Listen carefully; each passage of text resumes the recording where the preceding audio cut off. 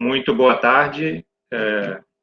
Meu nome é Guilherme Reifal, sou professor no Instituto Federal Sul-Rio Grandense, o IFSU, IFSU, e estou aqui também representando a organização geral deste evento, que a gente tem muito prazer de receber todas e todas que estão participando das inúmeras atividades.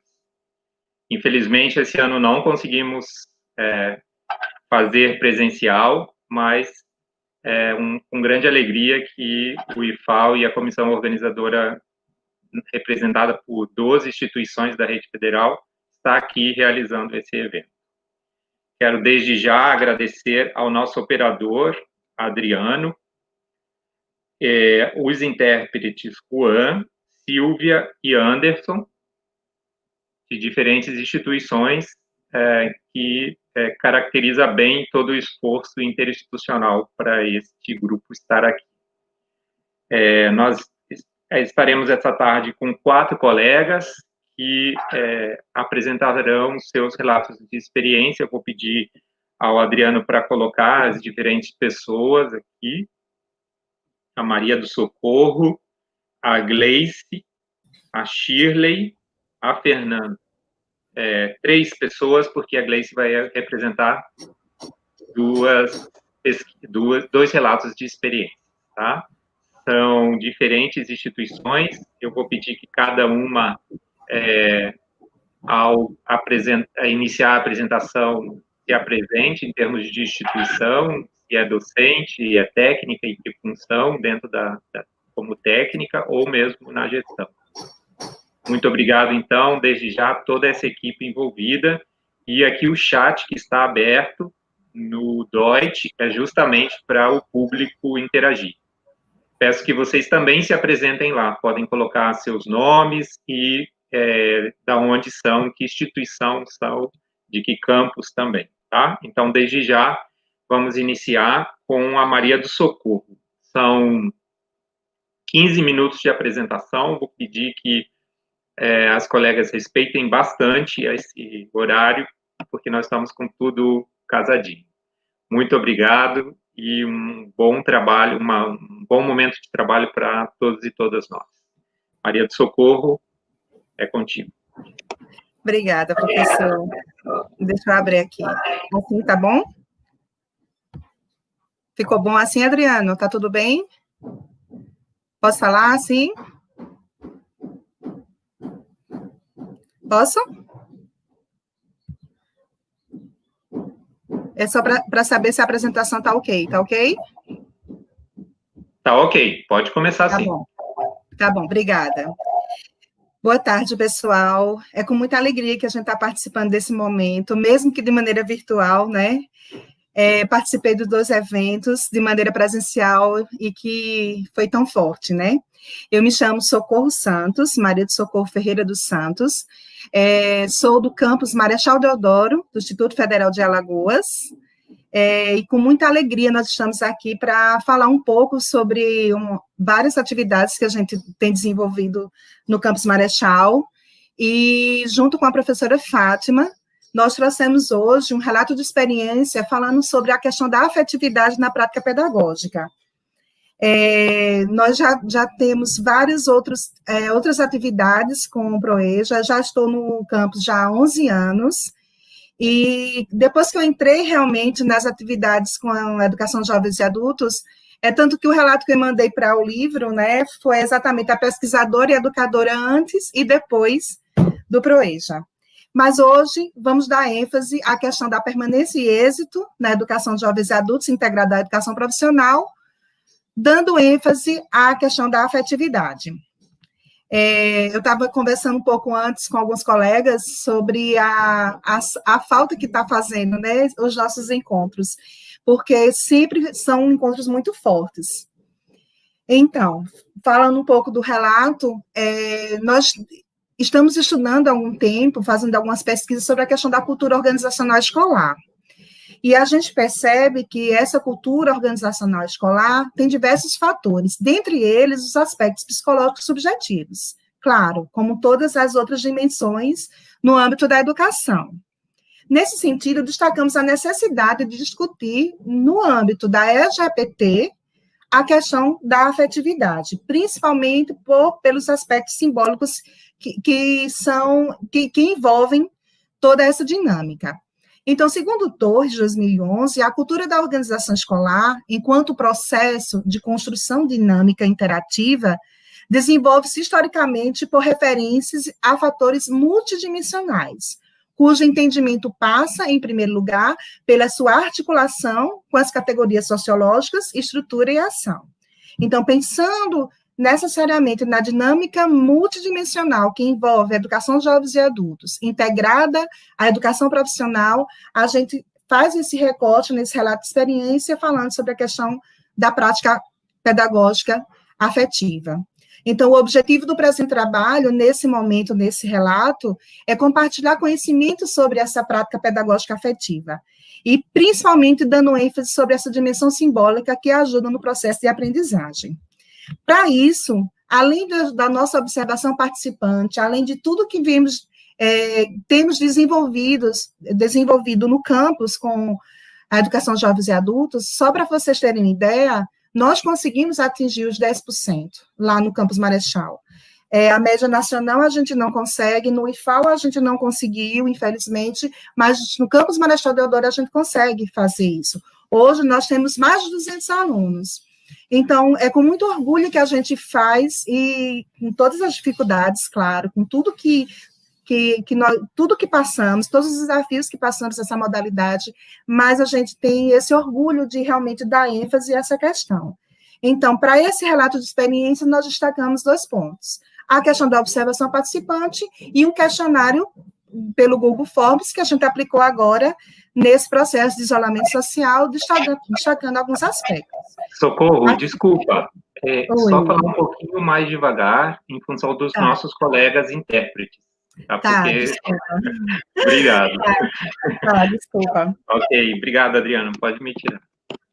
Então, voltando para a questão da metodologia, além de toda a observação participante e de todas as questões, claro, da prática pedagógica que a gente tem de forma direta com os alunos, nós também aplicamos um questionário pelo Google Forms nesse processo de isolamento social, destacando alguns aspectos relacionados à prática afetiva. Então, participaram desse momento, para a construção desse relato, alunos do curso Técnico em Hospedagem e Técnico em Cozinha do Campus Marechal Deodoro.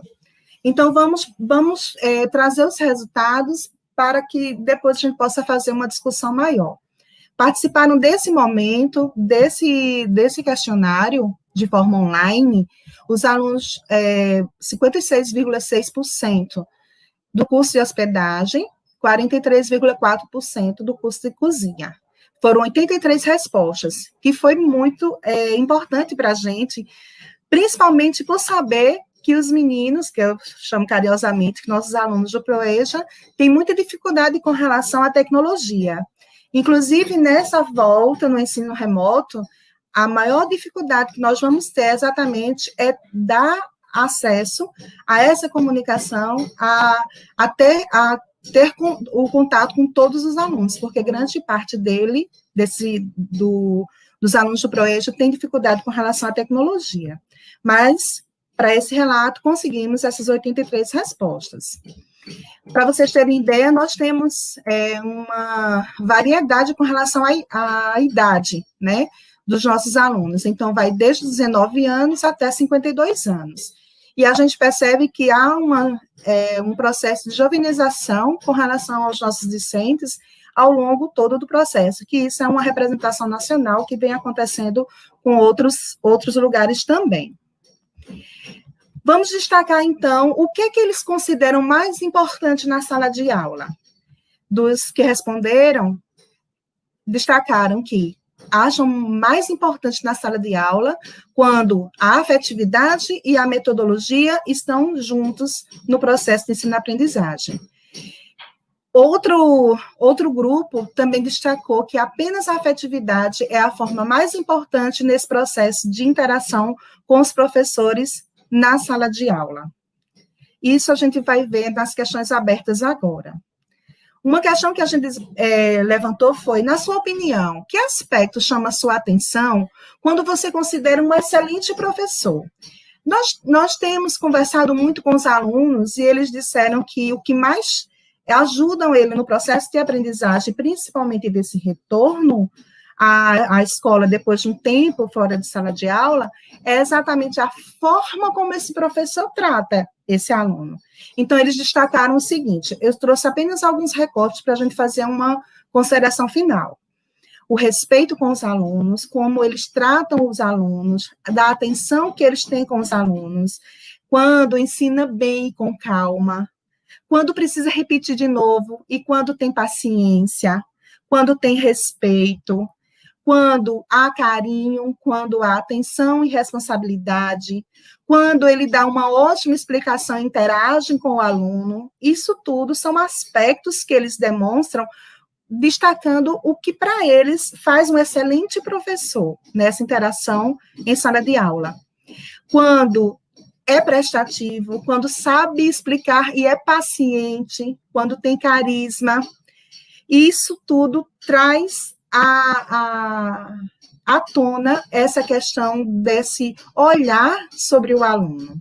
E a gente também perguntou, na sua opinião, quando é que você percebe que um professor tem dificuldade nas relações interpessoais? E eles destacaram o seguinte, quando não está nem aí do tipo de fala, e tem falas repetitivas e repete demais o assunto, quando demonstra que está nervoso, quando é arrogante, quando explica muito rápido, a forma como se comunica, mas em especial eu quero destacar esse último item aqui, quando o professor presta mais atenção na sua aula do que no aluno, quando ele não interage. Então, ele sabe exatamente quando o professor está disponível nessa relação dialógica, quando está disponível de estar junto com o outro. E a última questão, para a gente fazer uma reflexão geral, é o que você está mais sentindo? Falta, mais saudade desse tempo de isolamento social durante a pandemia? E as falas, assim, se repetem. E eu trouxe aqui alguns recortes. A rotina de ir para a escola, de tudo, os professores e os colegas, de ver os colegas, de interagir com os meus colegas, sempre ênfase com relação aos colegas, estar junto. Estou sentindo mais falta das aulas, do social, gosto muito da escola, gosto dos professores, e eles geralmente eles colocam de forma simples, de tudo, né? Das aulas práticas, de estudar, do convívio, mas para encerrar esse relato, eu vou destacar essa última fala, quando um deles disse assim, estou com saudade de ir para a sala de aula todo dia, era a minha rotina, do trabalho para a faculdade. É assim que eles começaram a trazer um pouco essa questão, como se fosse dando ênfase à questão do estudo, quando eles dizem assim, eu preciso terminar meus estudos. E teve um que escreveu dessa forma, da rotina do trabalho para a faculdade, como se fosse realmente esse momento de dar continuidade a esse caminhar educacional. Então, para encerrar minha fala, eu destaco essencialmente, claro, e não podia ser, o que Paulo Freire fala sobre a questão da prática docente. Na prática docente, deve ser priorizada a valorização dos conhecimentos prévios, o uso do diálogo constante e, especialmente, a criação do vínculo afetivo positivo entre o professor e o trabalhador estudante. Compreendemos que um olhar diferenciado sobre essa modalidade, aqui traduzido pela dimensão afetiva, não pode ser ignorado, pois é um diferencial no sucesso do aluno, ressignificando um novo sentido para esse retorno. Outros autores falam da dimensão afetiva, claro. Se a gente for buscar nas teorias da aprendizagem, a gente vai encontrar vários teóricos, alguns dando ênfase à questão do ensino fundamental, claro, mas quando a gente traz para a dimensão da educação de jovens e adultos, a gente sabe que a dimensão afetiva traz esse olhar diferenciado para o sujeito, para o aluno, para o trabalhador estudante. eu encerro a minha apresentação dando ênfase exatamente essa dimensão com relação à prática afetiva, principalmente com os nossos alunos de atenção aos jovens e adultos noturno. E outras coisas a gente queria falar, mas a gente sempre fica preocupado com o tempo, mas eu gostaria de dar ênfase a essa questão. E aqui eu deixo algumas referências, principalmente sobre a questão da cultura escolar. Um trabalho realizado pelo professor Paulo Marinho, pela Marinade Freitas, que fala sobre uma coletânea sobre a questão da cultura escolar. É isso. Obrigada. Muito obrigado, Socorro, não só por esse belíssimo e potente relato, mas também que sobrou tempo.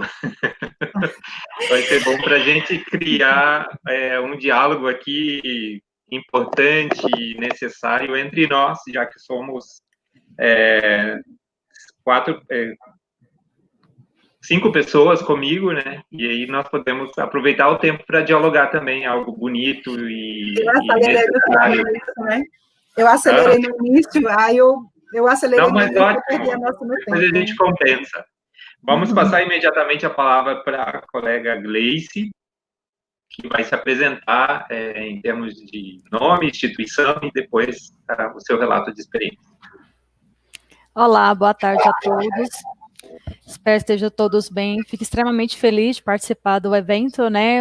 Esse evento da EJA, ele teve a primeira versão, foi aqui em Goiânia, né? No campus, aqui no IFG, parceria com o UFG, foi extremamente importante isso, né? Sou professora aqui no campus Goiânia, sou professora do curso de cozinha. O curso de cozinha já tem desde 2006 aqui nesse campus, foi o primeiro EJA aqui em Goiás, dos 14 campos, né? Esse é o primeiro que tem.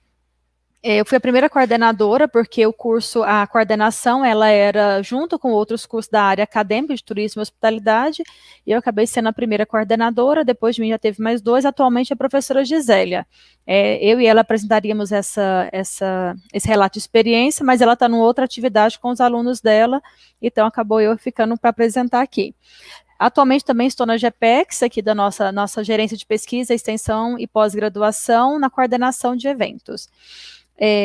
Bom, eu acho muito importante ressaltar que na época, quando eu entrei no Instituto, já estou aqui há 10 anos, eu fui contratada para trabalhar com a EJA, né, então eu já sabia quem era o meu público, isso é muito importante, porque a gente tem que identificar, né, eu acredito muito que é um público totalmente diferenciado, e a nossa instituição trabalha com vários níveis com todos os níveis, né, ensino médio, graduação e pós-graduação, então era muito importante, isso para mim é um fator muito importante.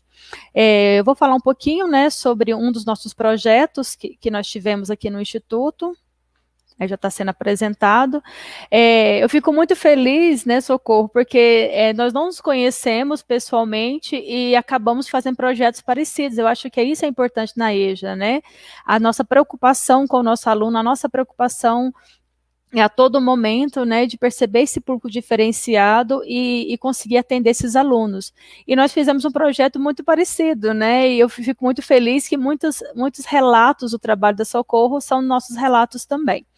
Então, vou falar um pouquinho, né, o trabalho foi feito pela coordenadora Gisélia, né, Lima de Carvalho, juntamente comigo e Humberto Pires Paixão, que trabalha diretamente com os alunos, a nossa atividade, né? Então, nós fizemos o quê? Qual que foi a nossa proposta? Nós começamos com a suspensão das aulas. Isso gerou um estresse muito grande nos nossos alunos, né? Como a Socorro está falando na atividade dela, essa falta, né? Essa dificuldade. Nossos alunos têm muita dificuldade com a internet também. Nós já estávamos prevendo que iríamos continuar nessa situação de pandemia e teríamos aulas online. Então, o que nós fizemos? Nós já começamos a pensar em ações que pudessem, nós temos contato com esses alunos para que eles não sumissem, não desistissem, não desanimassem, e os outros problemas que acarretam também o aluno não estar dentro da instituição.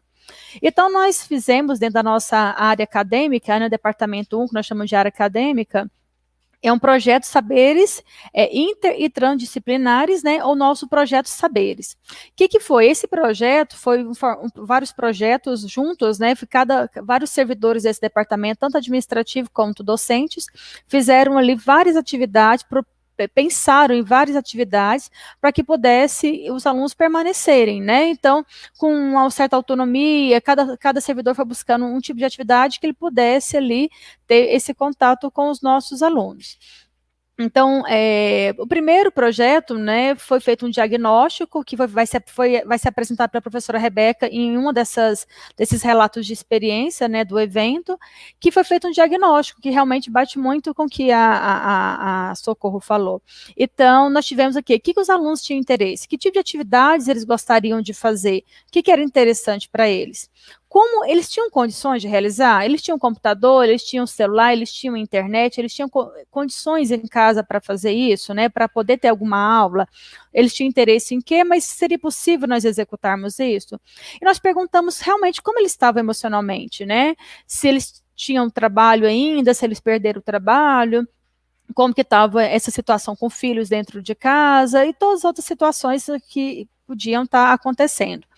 E também, depois disso, nós começamos a propor atividade. De acordo com que esses relatos dos alunos, nós conseguimos dimensionar e fazer algumas atividades. Então, nós propusemos o que para eles? Nós fizemos reuniões pedagógicas, então, nós encontrávamos com ele de tempos em tempos, com reunião com todos os alunos da EJA, para que eles pudessem ali ter saber o que estava acontecendo, por que as aulas não voltaram. Aqui nós tivemos, as aulas foram interrompidas em março de 2020, né, em 16 de março. Então, nós começamos a fazer atividade para que os alunos reunir com eles para falar o que estava acontecendo. Olha, não tem previsão, vai acontecer isso. Conversávamos com eles para eles poderem não perder esse vínculo com a instituição. Fizemos rodas de conversa, então, os temas que os alunos propuseram, nós buscamos ali palestrante, entre nós, docentes e convidados, fizemos várias rodas de conversa. Como o nosso curso é de cozinha, né, nós fizemos lives gastronômicas, que também vai ser apresentada hoje à noite para o professor Alcir, que vai falar como que foi essa proposta dessas atividades, para os alunos terem ainda, né, o contato com a gastronomia mesmo de longe. O projeto de filmes, né, toda quarta-feira nós enviávamos para os alunos o filme, eles assistiam e tínhamos uma roda de conversa sobre esse filme, análise realmente sobre toda aquela parte daqueles filmes. E o projeto Envolver. Esse projeto foi uma ação de escuta compreensiva, né, foi feito um grupo de 40 alunos, né, 29% do número de alunos da EJA, que mostraram, assim, ali uma fragilidade emocional, que se cadastraram e pediram ajuda. Foram 10 servidores que se capacitaram junto com o CVV, aqui de Goiânia, e eles tiveram esse treinamento para poder ouvir esses alunos. Então, foi assim, relatos, eu não trago esses relatos aqui, que eu estou falando do projeto como todo. Pode dar uma olhada no teu microfone, que eu não estou te ouvindo. Vou verificar. Aqui, para mim, consta normal. Tem alguém mais não me ouvindo? Adriano? Tá todos me ouvindo? Para mim tá bem baixinho. Tá, vou tentar falar um pouco mais alto, tá? Então, o que nós conseguimos com quais foram nossos resultados durante essas atividades? Nós conseguimos com que os alunos tivessem horas complementares, né, que faz parte da matriz deles, né, do curso de cozinha. Então, quem estava faltando ali alguma hora complementar, eles conseguiram concluir essas horas complementares durante esse tempo que nós ficamos sem aula. Nossas aulas retornaram agora, né, no mês de agosto, final de agosto. Então, os alunos tiveram ali várias atividades para que eles pudessem complementar suas horas, ter as suas horas complementares. Gleice? Sim. Se você puder pôr a tua apresentação em modo apresentação, coloca. Vai ficar melhor de leitura, tá bem? Tá. Obrigado. Obrigado, Adriana. Então, qual foi um dos fatores principais para nós, que foi muito importante, foi o medo da tecnologia. Quando começamos lá em março, com essas reuniões com os alunos, muitos deles entraram em pânico, porque tinham dificuldade. Nós usamos a plataforma Meet como aula síncrona, e a plataforma Moodle como assíncrona. Então, os alunos realmente entraram em pânico, né? Então, nós começamos bem pedindo, a coordenadora fez uma metodologia, né, ela mandava um link, vamos entrar no Meet. Então, todos baixaram o Meet no celular ou no computador. Então, fomos aos poucos inserindo no cotidiano desses meninos, desses alunos, o uso dessa tecnologia, porque as aulas não voltariam, como não voltaram, presenciais. Então, eles tiveram que se preparar e nós fomos fazendo um trabalho bem lento, né, gradual com eles, para que eles pudessem acesso. Nossos alunos estão de 18 até mais de 60 anos, então nós trabalhamos com a diversidade de alunos na instituição. E a gente sabe que a tecnologia nem para todos é acessível, por vários fatores, né, de idade, né, realmente a parte financeira, de onde eles moram. Tem alunos que moram em regiões que não tem internet coberta naquela região. Então, e nós tentamos, né, diminuir o impacto que teria agora quando voltou às aulas. Não posso apresentar isso para vocês, mas nós tivemos relatos de professores, que eu não tenho isso ainda como um dado, nós vamos tabular isso posteriormente, mas os professores que trabalham nós temos 3 cursos na instituição de EJA, né, curso de cozinha, informática para a internet e transporte rodoviário. Os alunos de cozinha, mesmo sendo os que não têm muita facilidade com tecnologia, foram os que sentiram menos dificuldade com o início das aulas. Então, nós fizemos uma semana de treinamento do Moodle, né, para eles terem como saber mexer com a plataforma. Então, a gente conseguiu que os alunos permanecessem no curso, dando esse apoio didático para eles. E a parte do projeto de compreensão, ela foi um pilar para nós, porque com esses alunos falando sobre as dificuldades deles, foi com que nós conseguimos dimensionar nosso conteúdo de aula, conseguimos organizar o material que nós íamos usar, a metodologia que usar, qual é a forma melhor para tratar com esses alunos. Então, todo esse trabalho que foi feito antes do início das aulas, isso fez um diferencial muito grande para os nossos alunos permanecessem, porque realmente muitos no primeiro momento, quando falou que as aulas voltariam online, no grupo dos WhatsApp, né, nós temos todo período tem um grupo, eu estou em todos os grupos, mesmo não sendo coordenadora atualmente, eu estou em todos os grupos porque eu estou na coordenação de eventos e lá eu passo muitas informações para eles. Então, a gente conseguiu perceber que quando nós fomos tranquilizando eles, foi muito bom. Nós conseguimos ali fazer com que eles permanecessem firme e forte, os relatos deles são espetaculares. Então, na nossa conclusão, sobre a eficácia da medida, né, foi excelente para nós conseguimos perceber que esses meninos, a gente trata os nossos alunos como meninos, né, nossos alunos, eles conseguiram entender a dificuldade que é essa situação de pandemia, mas conseguiram se manter dentro do curso, né, com o apoio de todo mundo. A gente percebe que esse trabalho é cotidiano, todos os dias, né, de acompanhamento de um grupo enorme que nós temos de servidores, sim, enorme sim, eu digo, porque a gente sabe da dificuldade, mas nós temos um grupo de professores, de técnico, administrativo, que estão ali apoiando os alunos, né, e estão com todo o apoio, né, que nós podemos fazer, tanto pedagógico como motivacional, para que eles possam continuar estudando. Então, esse é um dos relatos que eu tenho para fazer. No final, acredito que nós vamos somar, né, as nossas apresentações, porque é muito rico, é muita informação, e eu fico muito feliz de estar participando aqui para falar um pouquinho sobre a nossa EJA aqui em Goiânia. Muito obrigado, Gleice. Lembro bem dos relatos deste curso no primeiro encontro, e muito bom acompanhar essa trajetória, né, de 3 anos de diferentes cursos por todo o país. Eu passo então a palavra para Shirley.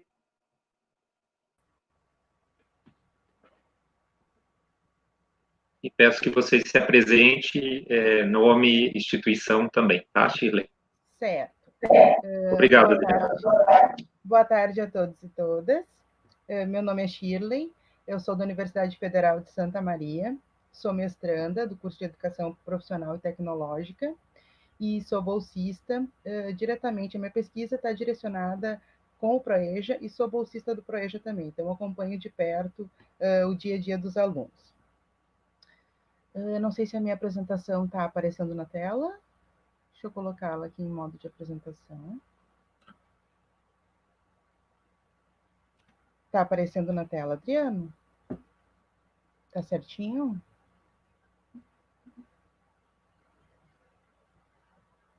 Tá, beleza. Então, vamos iniciar. Se possível, aumenta um pouco o teu áudio, por favor. Tá, deixa eu ver aqui. Deixa eu ver. Vou aumentar um pouquinho aqui. Acho que vai melhorar agora, então. Então, meu trabalho, eu trouxe um trabalho hoje, um relato de experiência para compartilhar aqui nessa mesa, sobre as ações de ensino e aprendizagem vivenciadas no decorrer da pandemia, no contexto da EGPT, no Colégio Técnico Industrial de Santa Maria, colégio vinculado à Universidade Federal. Eu sou a Shirley, então, esse trabalho foi composto pelo Leandro, César, meus colegas de mestrado, e a nossa orientadora, a professora Marigley. Shirley, te pedir para pôr em modo apresentação, por favor. Isso aí, obrigado. Obrigado, Adriano. De nada. A introdução, então. Vou fazer uma breve introdução sobre o colégio. Então, o colégio ele foi criado em 67 para atender uma parcela da população à margem, né, do sistema educacional e dar conta do decreto 5.840, né, que instituiu no âmbito federal o PROEJA. Então, foram tomadas as medidas para a criação dessa modalidade. Sendo assim, desde 2007, o CETISM oferta o curso técnico em eletromecânica na modalidade PROEJA. As considerações iniciais. Então, as transformações da sociedade moderna exigem sujeitos cada vez mais qualificados e profissionais com um perfil diferenciado.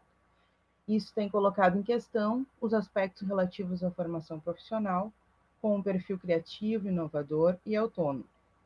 A fim de formar esses profissionais, esse profissional contemporâneo... Shirley, desculpa te interromper de novo. O Juan está pedindo, para a interpretação, você tem que falar um pouquinho mais alto. Eles não estão conseguindo ouvir, certo? Mais alto? Exatamente, mais alto. Tá. Então, se tiver com fone de ouvido, fala perto do microfone, bem pertinho. Sim, eu coloquei ele pertinho aqui. Então, a fim de formar esse profissional contemporâneo, as instituições de ensino precisam se reinventar, com práticas pedagógicas e ferramentas digitais mais atuais, principalmente agora se tratando da pandemia. Então, é importante contextualizar que o acesso aos estudantes para o desenvolvimento dessa pesquisa foi facilitado por meio do projeto intitulado Apoio Pedagógico no CETISM, Ações de Inclusão e Sucesso Escolar, projeto que vem sendo desenvolvido desde o ano de 2015 na instituição e que tem procurado acompanhar a situação dos trabalhadores e estudantes, diminuindo os índices de evasão e repetência. As ações do projeto incluem acolher, auxiliar, mediar os desafios referentes ao processo de ensino e aprendizagem, que no ano de 2020 tornou-se mais delicado em função da pandemia da Covid-19. Então, o relato será organizado partindo da realidade dos trabalhadores e estudantes do curso de Eletromecânica PROEJA, que em 2020 apresentou 3 turmas, primeiro, segundo e terceiro ano. As ações do projeto incluem várias outras, né, mas que em função da pandemia, infelizmente, a gente conseguiu mesmo colocar em prática esse acompanhamento individual que acontece desde março e é bem interessante que em seguida eu vou conversar um pouco mais sobre ele. Os objetivos, então, apresentar algumas ações de ensino e aprendizagem vivenciadas no decorrer da pandemia, e expor as situações reais que os trabalhadores e estudantes do PROEJA enfrentaram nesse período, primeiro semestre de 2020, compartilhar algumas práticas pedagógicas e ferramentas digitais utilizadas pelos professores do CETISM em tempos de aulas não presenciais. Como referencial teórico, eu trouxe aqui, no contexto do CETISM, primeiramente, né? O CETISM tem por finalidade formar e qualificar profissionais no âmbito da educação profissional, técnica e tecnológica, nos diferentes níveis e modalidades de ensino, para os diversos setores da economia, promovendo o exercício da cidadania, a inclusão social e a responsabilidade ambiental, através do ensino, da pesquisa aplicada, da extensão e da formação inicial e continuada. No conceito, então, do Miguel Arroyo, é necessário que a escola, através do ensino, proponha aprendizagem voltada para a conscientização e amadurecimento político. Por isso, é preciso que a educação moderna esteja atenta para um ensino que valorize a participação social e incentive cada indivíduo a adquirir esclarecimentos para lidar com a sua própria liberdade, pois não basta ter cidadania. É necessário saber como está exercendo essa cidadania. De acordo com a fala do professor Arroio ontem, a importância, né, da educação para libertar esses cidadãos. Então, mais uma referência dentro da educação profissional e tecnológica, na visão de Frigotti, Abate e Ramos, então, como formação humana. O que se busca é garantir ao adolescente, ao jovem ou ao adulto trabalhador o direito a uma formação completa, para a leitura do mundo e para a atuação como cidadão pertencente a um país, integrado dignamente à sua sociedade política, a formação que, nesse sentido, supõe a compreensão das relações sociais subjacentes a todos os fenômenos. Trouxe também uma contribuição do professor Saviani, que nos coloca o trabalho como princípio educativo, a importância de trazer o trabalho como princípio educativo.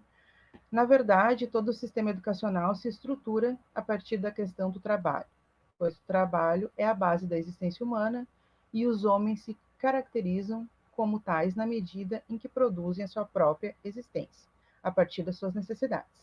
Trabalhar é agir sobre a natureza, agir sobre a realidade, transformando-a em função dos objetivos, das necessidades humanas. A sociedade se estrutura em função da maneira... Shirley, Oi? desculpa, o Juan não está conseguindo ouvir. E agora não sei o que eu poderia fazer. Levantar a voz, levanta a voz e tá bom. Ele não vai se ofender. Tá. Coloquei aqui Tá o bom. fone para ver se eu consigo ouvir melhor. Desculpa a saída, gente. Tá. Vou pegar o fone. Tá conseguindo me ouvir? Tá, vou continuar então. Qualquer coisa me chama. A sociedade se estrutura, então, em função da maneira pela qual se organiza o processo de produção da existência humana e o processo do trabalho. Então, Saviani traz nessa questão do trabalho como princípio educativo e principalmente a questão do trabalho, da importância do trabalho na vida dos trabalhadores e estudantes do Proeja, que essa eu acredito que seja a principal peculiaridade, assim, a principal característica do Proeja. A metodologia. Então, a metodologia é um estudo de observação participante também, né, uma pesquisa participativa com base no Foothright. O tipo de pesquisa foi feita uma combinação entre a produção de dados bibliográficos e uma pesquisa de natureza qualitativa. Os instrumentos de produção de dados, diário de campo e entrevista. Diário de campo. Desde março de 2020, nós temos um controle, uma planilha de controle individual de todos os alunos do Proeja, e conforme foi passando o tempo, a gente foi entrando em contato com eles para a gente saber qual era a real situação deles diante da pandemia. E entrevistas. O locus de pesquisa, então, é o CETISM, os trabalhadores e estudantes, e os professores do Proeja, e como análise dos dados foi aplicada a dialética para dar movimento. Aqui eu trouxe, então, algumas falas, até achei interessante também a fala da colega anterior, mas eu acho que esse comentário eu vou fazer depois, assim, que as nossas dificuldades e inquietudes são as mesmas, assim. Eu trouxe, então, que a nossa primeira interação com os alunos aconteceu em março de 2020, foi perguntado: tendo em vista o momento delicado que estamos passando, entre em contato para saber como está, tem enfrentado dificuldade em acessar o Moodle, alguma dificuldade com o conteúdo, gostaria de saber como está enfrentando essa situação. O estudante 1.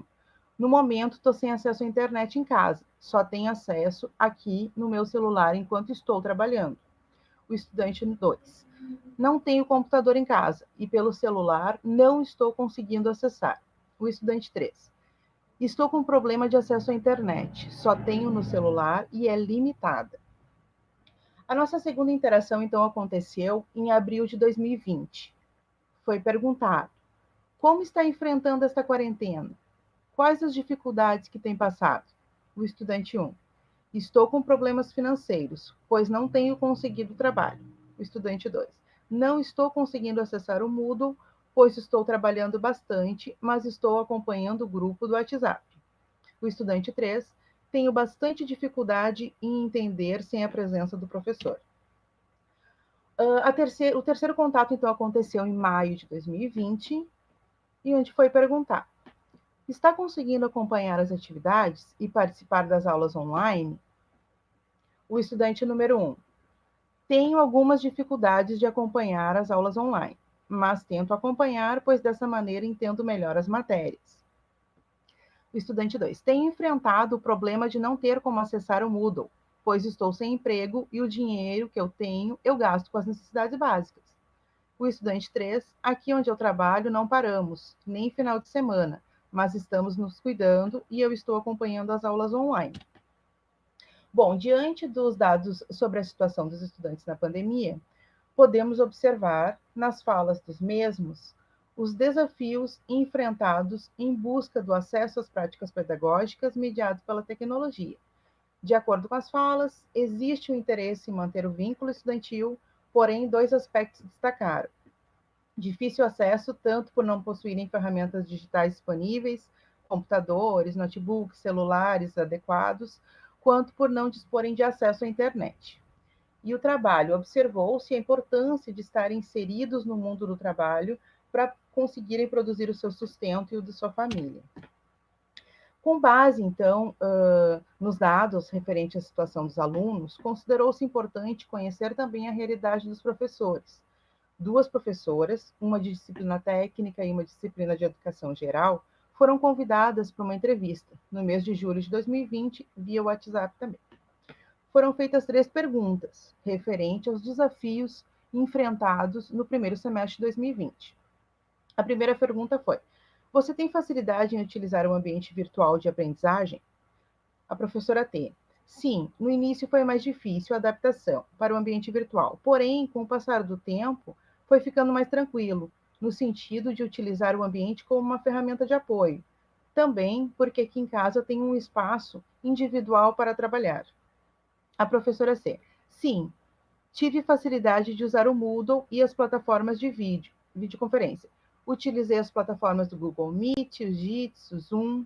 O problema maior são questões de conexão de internet, que no meio da aula às vezes caía, mas que no geral tive facilidade sim.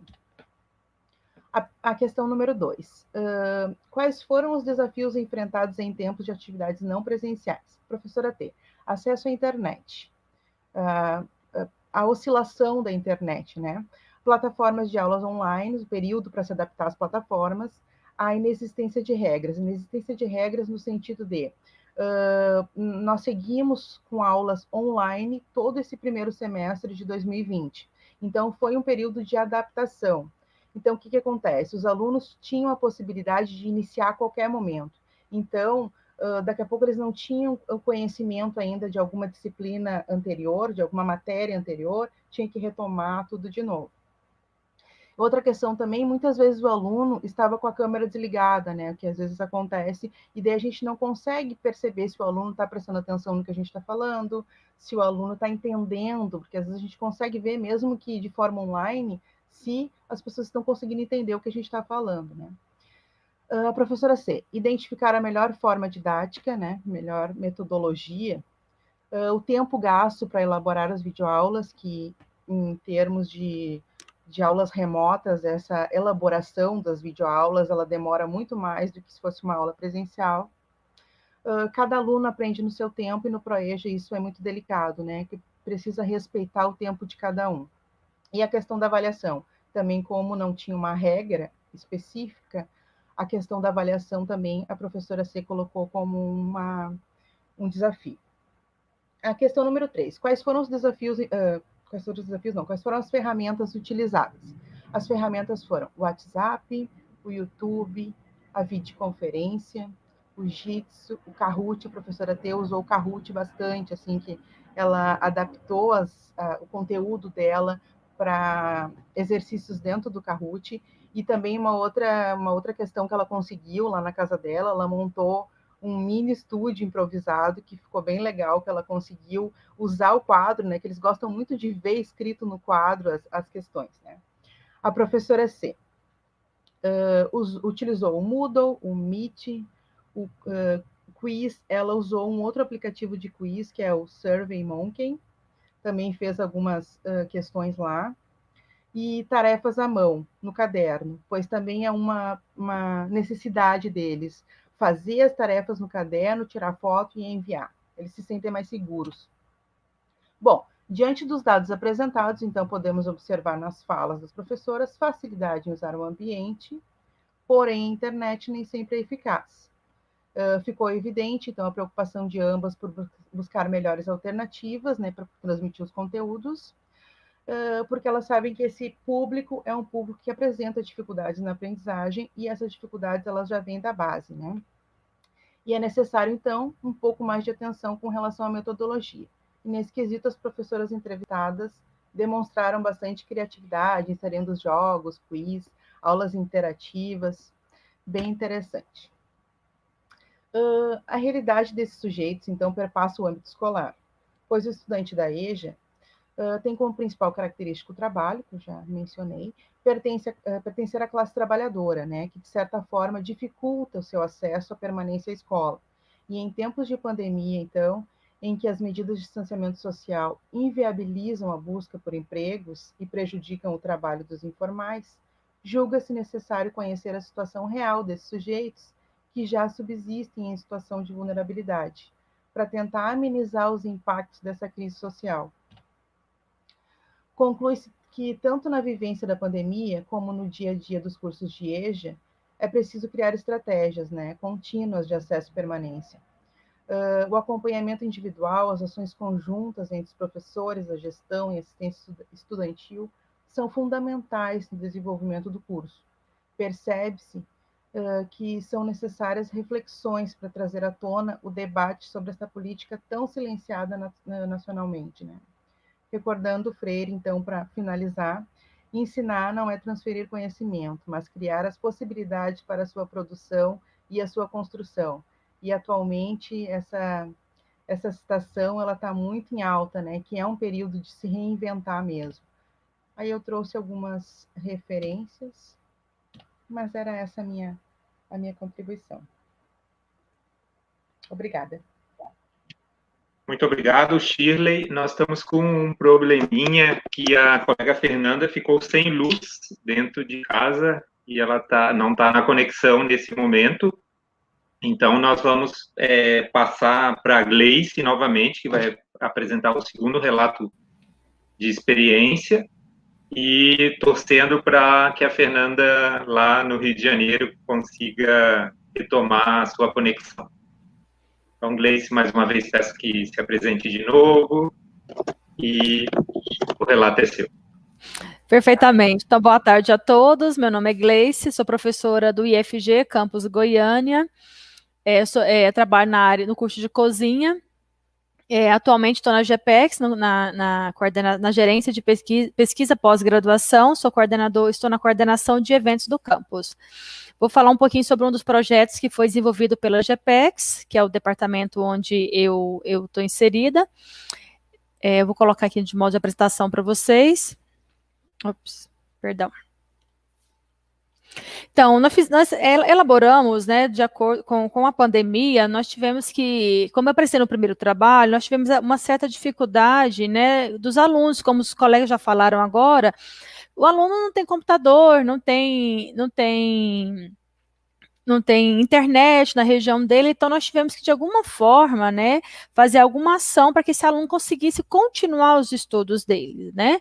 Então, nós fizemos esse relato de experiência, eu, professora Gleice, professora Gisele, coordenadora do curso, a professora Mônica Graziella, que é da área de informática, e a aluna Janaína. Como eu disse anteriormente, a Gisele está apresentando um outro trabalho do PIBIC, né, com os alunos dela, a professora Mônica está em aula, e a Janaína, nossa aluna, teve que trabalhar, conseguiu um extra e não conseguiu vir. Então, ela ficou muito triste, que ela gostaria muito de falar sobre o relato dela, mas, infelizmente, ela não consegue vir para a apresentação. Então, como eu falei anteriormente, nós começamos ali com a dificuldade da pandemia lá em março e pensando quais seriam nossas ações, como seriam essas aulas. Já sabíamos, né, já prevíamos que teríamos que ter ali um atendimento remoto, alguma coisa na parte de ensino remoto. Então, nós sabemos da dificuldade dos nossos alunos, sabemos como que é difícil, já era difícil presencial, imagina isso de uma forma online. Então, a nossa preocupação com abandono escolar, ele só foi aumentando, né?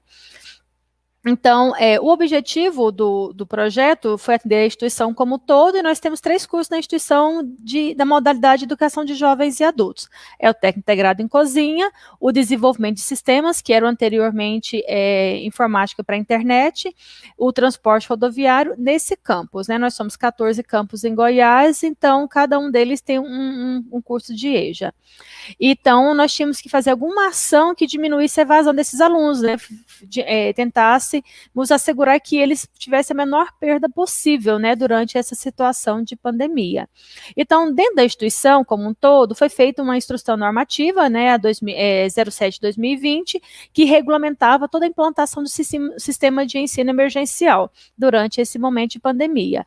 E nós tivemos aqui no campus Goiânia, cada campus tem uma autonomia, né, de algumas ações, e no campus Goiânia nós fizemos 2 editais, edital número 9 e número 10, que eram os programas de permanência. Então, permanência, conectividade, internet, e programa permanência, apoio didático pedagógico, para esses alunos em situação de vulnerabilidade, né, sem acesso à internet ou sem acesso ao computador.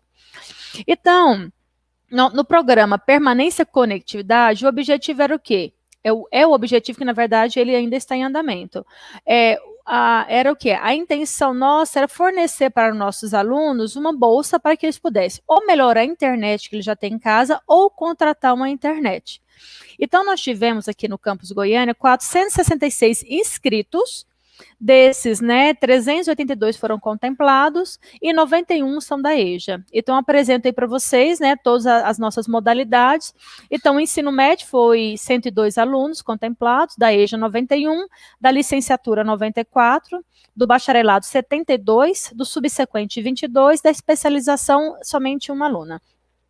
Nesse gráfico, eu mostro para vocês o número de inscritos. Nós temos hoje 4.182 alunos.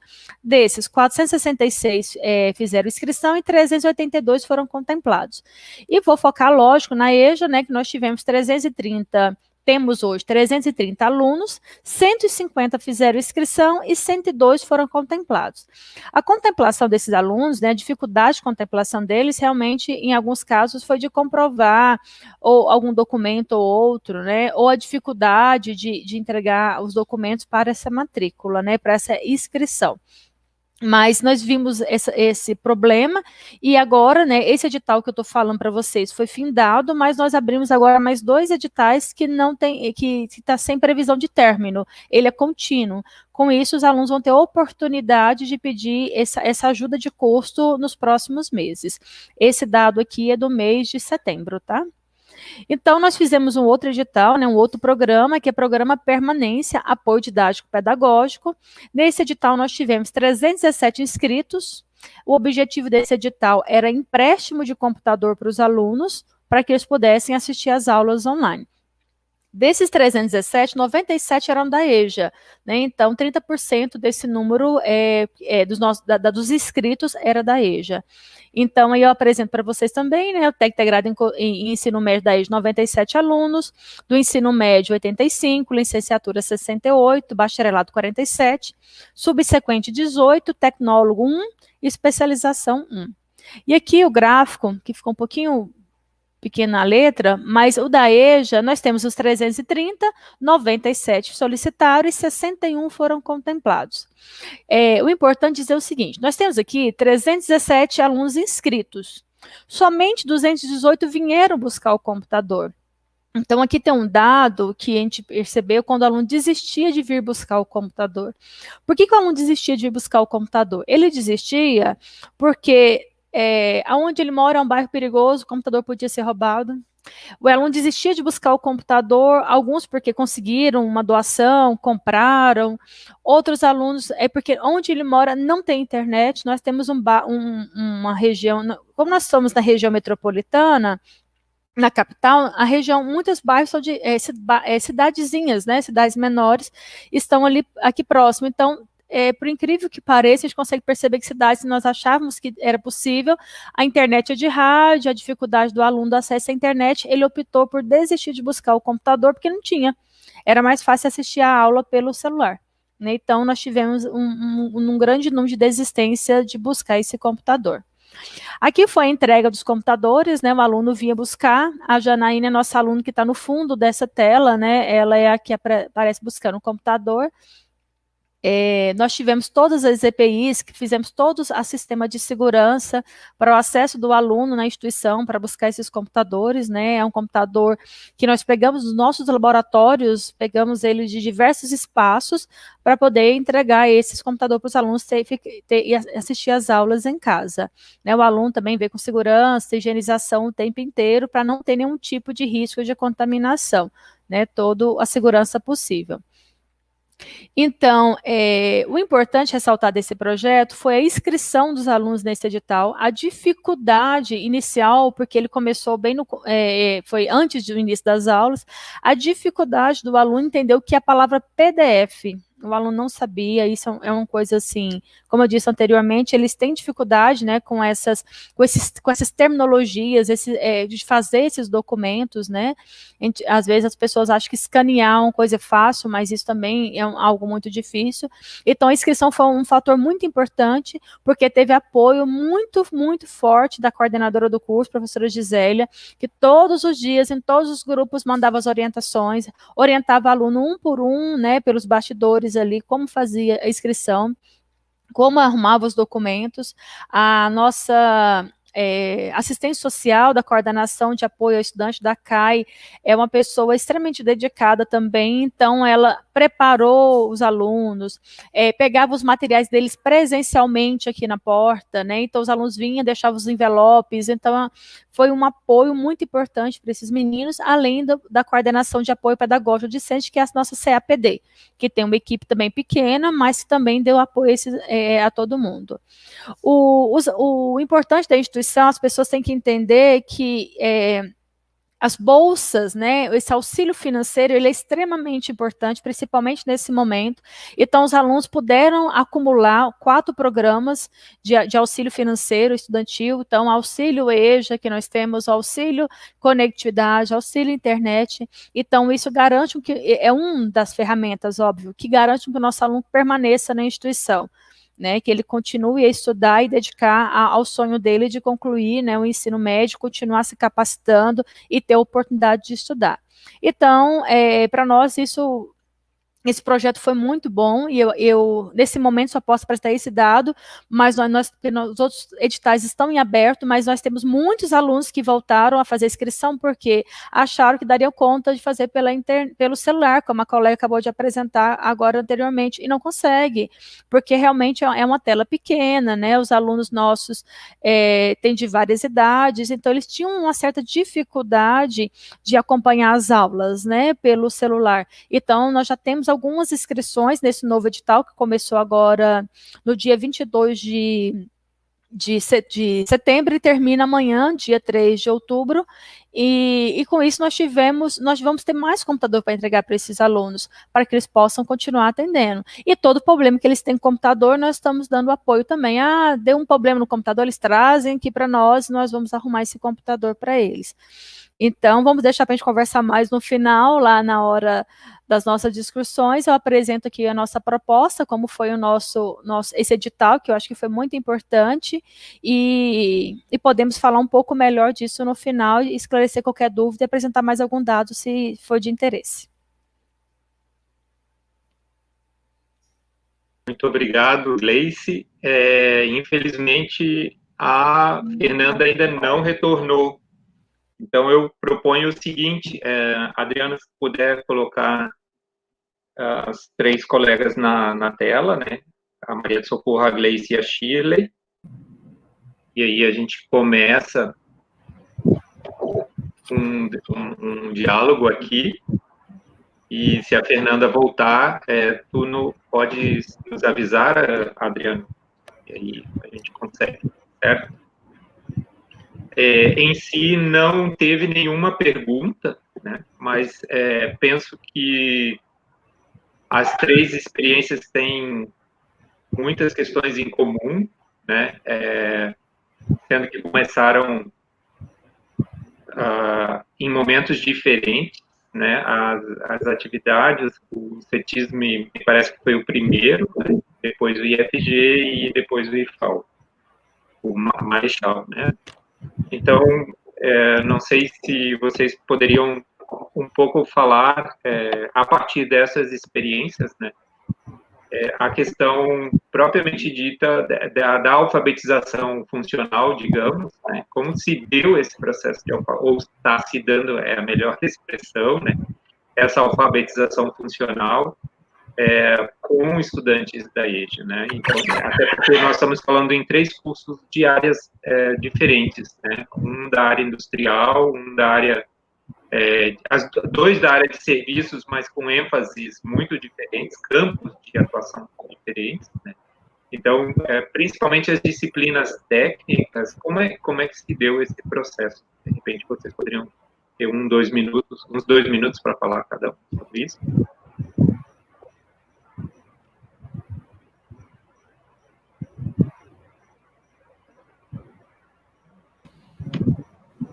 Pode começar pela Socorro, na ordem aqui da minha tela, Socorro, Shirley e Gleice. Então, nós estamos nessa semana com a semana de acolhimento dos estudantes para o ensino remoto emergencial, estamos essa semana. Nós fizemos durante esse período uma pesquisa sobre a questão da conectividade, para saber como é que estavam nossos alunos em todos os cursos, e estamos bem preocupados com esse retorno agora, oficial mesmo. Ontem teve a abertura da semana, essa semana toda vai ser de ambientação, no dia 13 nós vamos iniciar. Então, os colegiados de cursos estão se encontrando, né, semana passada e essa semana, para definir quais são os componentes curriculares que vão entrar nesse primeiro bloco. Nós definimos que vamos entrar por bloco de disciplinas, 2 ou 3 disciplinas, para que haja um diálogo entre elas, para que os alunos, durante a semana, tenham de 2 ou 3 encontros síncronos, para que os outros dias fiquem com estudos assíncronos. Sobre a questão da conectividade, números eu não tenho aqui para poder realmente apresentar para vocês, mas estamos buscando tudo que é possível. Teve também um edital sobre a questão da conectividade, alguns vão receber tablets, outros vão receber o auxílio para colocar a internet, né, na residência, e aqueles que realmente nem com auxílio, nem com tablet têm acesso à internet, esses casos mais isolados vão ser trabalhados de forma diferenciada, entregando mesmo material impresso para eles. A gente ainda não tem esses números, porque realmente nós estamos na semana de ambientação, exatamente para iniciar esse processo. Mas já se definiu, assim, pelo menos nos últimos colegiados que eu participei, que cada curso de hospedagem de cozinha vão iniciar com 2 ou 3 disciplinas neste momento. Então, de acordo com a resolução que foi aprovada, nós temos agora de 30 a 50 dias para fazer uma avaliação do processo, para saber se realmente todos tiveram acesso às aulas, tanto síncronas quanto assíncronas, para que a gente possa realmente definir as estratégias no futuro. Mas nós vamos ter realmente, como você apresentou, Gleice, nós vamos ter realmente esses desafios, esse mesmo que você apresentou. Então, tem lugar aqui que os meninos moram, os meninos, né, nossos meninos, tem lugar que os meninos moram mais distantes que não tem como ter a conectividade, porque não tem acesso a rede nenhuma. E quando eu destaquei sobre a alegria da gente ter 83 respostas no formulário, é porque eles usaram o telefone, usaram o WhatsApp. Só que muitos estão exatamente trazendo... Oi? Tem uma pergunta para você, da colega Mônica. que é como trabalhar afetividade online. Online. Pois é, como, né? Nas últimas reuniões de colegiado, eu tenho falado muito. Eu não vou entrar agora com nenhuma disciplina, porque o objetivo é de pegar os últimos módulos e as turmas concluintes. O foco agora é pegar as turmas concluintes para poder dar esse início dessa caminhada do ensino emergencial, para depois pegar todas as outras turmas. Mas a gente tem que tratar. Ontem, por exemplo, a live da abertura da semana de acolhimento foi sobre afetividade, foi sobre saúde mental. E escutar esses alunos. A demanda maior nesse momento está sendo para a coordenadora, para os coordenadores. Porque tem a nossa coordenadora de hospedagem, a Lídia Fabiana, ela fala assim: eu sou a central de escuta. Então, os alunos procuram ela exatamente para dizer: professor, eu não sei entrar no sistema, como é que eu vou dialogar com os professores se eu não entro no SIGA, que é o nosso sistema de ensino, né? Como é que eu vou entrar se eu não sei entrar? Como é que eu vou baixar um vídeo para assistir depois se eu não sei baixar? Então, durante toda essa semana, tudo que é possível a gente está fazendo para que os meninos saibam exatamente os caminhos para ter as salas, né? Alguns vão trabalhar no Google Sala de Aula, outros vão trabalhar no Meet, muitos vão usar o WhatsApp mesmo para se comunicar, para realmente mandar o material e o lugar para onde eles vão se encontrar. E aí a gente está fazendo tudo. E aí, Mônica, a questão da afetividade vai ser sempre. E essa escuta, principalmente agora nesse retorno, tem que ser uma escuta muito cuidadosa, porque esses pais de famílias, essas mães de famílias, muitos perderam os empregos, alguns perderam entes queridos, teve momentos de luto, alguns adoeceram, alguns já desistiram, mas a gente está tentando buscar novamente, trazer de volta para esse caminho, principalmente esses que estão na reta final do curso. Está havendo todo esse cuidado de ligar mesmo. Olha, vamos começar, viu?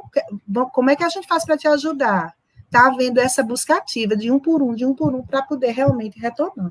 A questão da afetividade, o bom desses resultados, para encerrar, o bom é que a gente viu que eles estão com saudades mesmo desse convívio, de dizer assim, olha, eu quero voltar à minha rotina, de voltar para a escola, eu gosto disso, eu me sinto bem fazendo isso.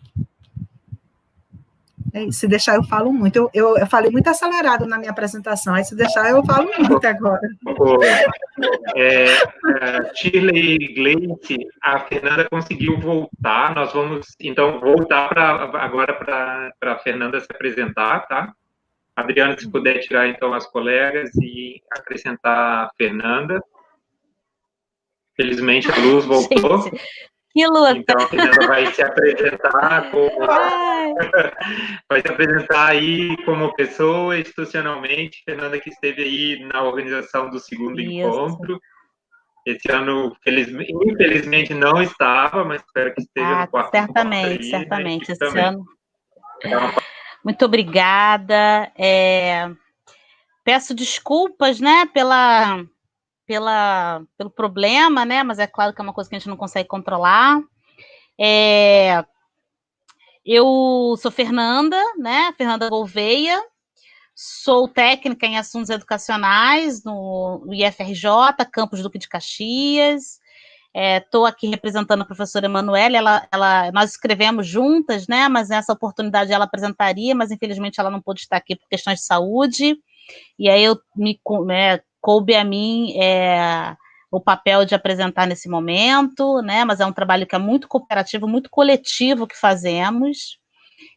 Eu faço acompanhamento pedagógico das turmas de educação jovens e adultos, né?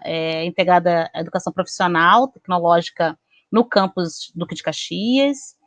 Então, a gente, pensando, né, em como que a gente poderia fazer um relato de experiência, nós pensamos principalmente na perspectiva da pesquisa, que é um trabalho que nós tentamos desenvolver uma perspectiva pedagógica, né, de trabalho pedagógico que nos acompanha há bastante tempo. E eu vou tentar ser bastante rápida nessa apresentação, porque eu gostaria muito de ter ouvido as colegas na sua plenitude, mas a nossa principal questão é pensar a pesquisa como um princípio educativo, né, na formação dos sujeitos. E por que a gente pensa a pesquisa como princípio educativo vinculado a essa sala sobre acesso e permanência? Porque a gente acha que essa perspectiva ajuda, né, na verdade, ela contribui muito na perspectiva do pertencimento do aluno à instituição, na perspectiva de se sentir integrado ao projeto pedagógico da instituição, de se sentir como aquele que produz e é sujeito na produção de conhecimento, né? Então, por conta disso, a gente vem operado na perspectiva de que é fundamental desenvolver a pesquisa na educação de jovens e adultos. E eu acho que é sempre oportuno a gente demarcar, né, a importância do Freire no nosso processo de trabalho, né, a nossa perspectiva de pensar a EJA, e eu acho que, por conta disso, é fundamental começar, né, com uma afirmação dele. Eu não vou me deter à afirmação toda, mas as 3 primeiras linhas, pelo menos, quando fala que não há ensino sem pesquisa e pesquisa sem ensino, e que esses que fazeres se encontram um no corpo do outro, enquanto o ensino continua buscando e reprocurando, né? E da mesma forma que a gente vai aprendendo, né, a gente produz, a gente contribui com esse conhecimento, e no processo de construção do sujeito, aquele que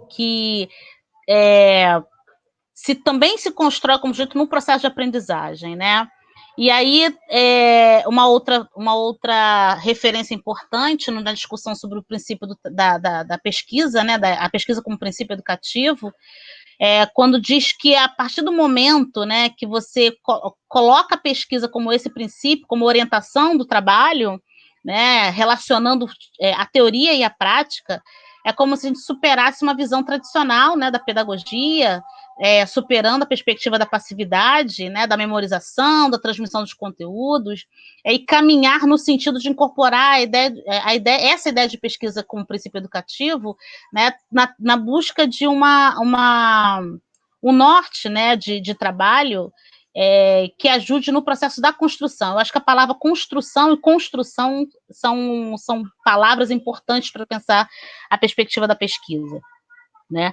E eu acho que tem algumas coisas, né, que a gente precisa pensar, principalmente no campo da EJA e no campo da EJA dentro das instituições federais,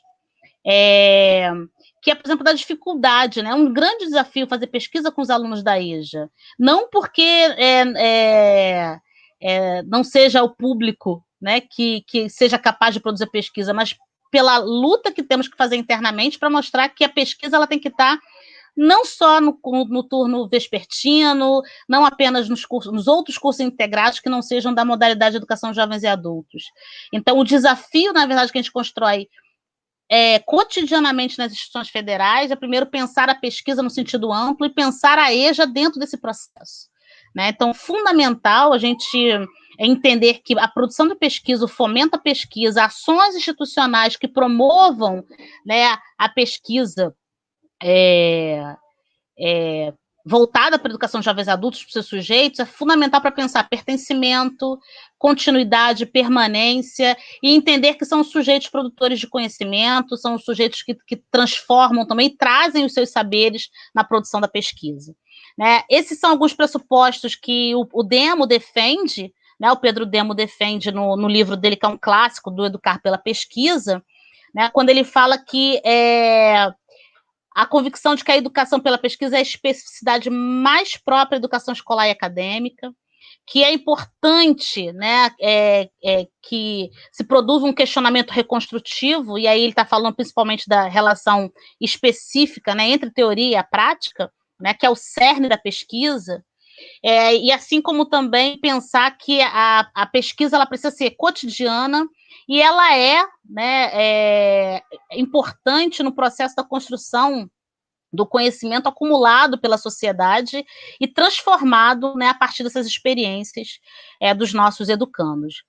E aí, por conta disso, eu acho fundamental a gente pensar que é importante superar, né? Primeiro, repensar, né, a perspectiva de como que é desafiador fazer a pesquisa na EJA. Primeiro, no próprio processo de convencimento institucional, né? Segundo, demonstrar os produtos, né? Demonstrar a capacidade desses sujeitos de pesquisa, inclusive com submissão de projetos, né? O que a gente traz aqui nessa apresentação é justamente a demonstração de como é importante, fundamental e possível a produção de pesquisa, né? Como esses sujeitos eles se transformam, como esses sujeitos se mantêm na instituição e levam o seu legado, né? Construindo socialmente o seu conhecimento. E aí, por conta disso, né, a gente traz algumas imagens, inclusive imagens, né, dos nossos alunos que foram premiados em uma série de atividades. Esse é o terceiro Fórum Mundial em 2015, onde os alunos apresentaram, né, algumas de suas atividades feitas no curso de manutenção e suporte em informática.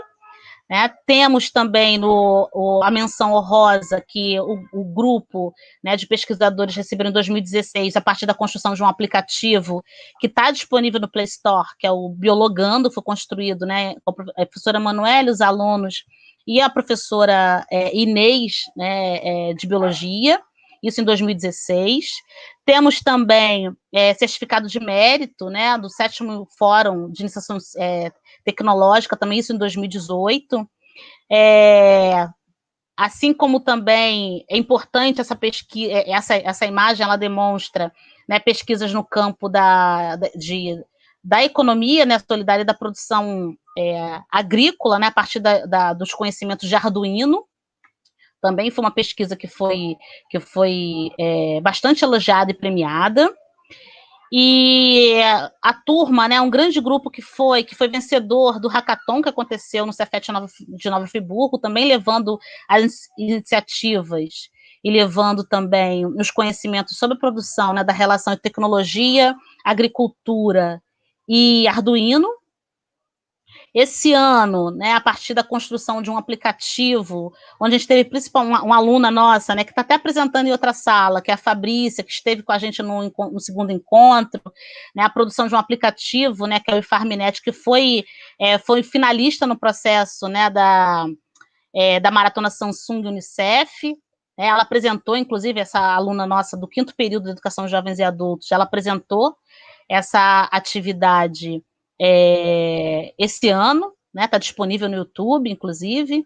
São ações que infelizmente, né, a gente teria muitas coisas para falar, né, mas são ações que demonstram claramente, né, como é importante a gente incentivar as ações de pesquisa, como que é importante a gente pensar a pesquisa como eixo fundamental da construção da formação dos sujeitos da EJA, né, como que isso é uma representação importante, uma forma, né, de fazê-los permanecer, se sentirem pertencentes, né, de criarem os vínculos, né, mais tarde em outra sala, a ideia do vínculo vai ser um elemento que nós vamos abordar também, né, mas aí na perspectiva da pandemia, né, mas de qualquer forma a ideia é construir o vínculo, e aí retomando um pouco da fala da colega que abriu, né, como que educar pela pesquisa também passa, né, pela construção do pertencimento e constrói a afetividade, né. Eu vou parar por aqui, né, eu tinha programado uma apresentação um pouco mais estruturada, mas acho que eu fiquei um pouco desestabilizada com essa falta de luz, mas eu espero que eu tenha conseguido passar, né, a ideia da fundamentalidade da pesquisa como um eixo fundamental do trabalho pedagógico, né, que é destinado a sujeitos da EJA, e como é que a gente vem operando nessa perspectiva, e o nosso trabalho se orienta dessa forma, né, entendendo quais são os desafios educacionais e quais são as nossas preocupações, né, no processo de garantir que esse aluno permaneça, se sinta, né, pertencente a esse processo e se construa enquanto sujeito, pesquisador e promotor de conhecimento. Eu acho que é isso, Guilherme, eu agradeço e fico muito feliz de estar aqui com todos vocês nessa etapa do terceiro encontro. Muito obrigado, Fernanda.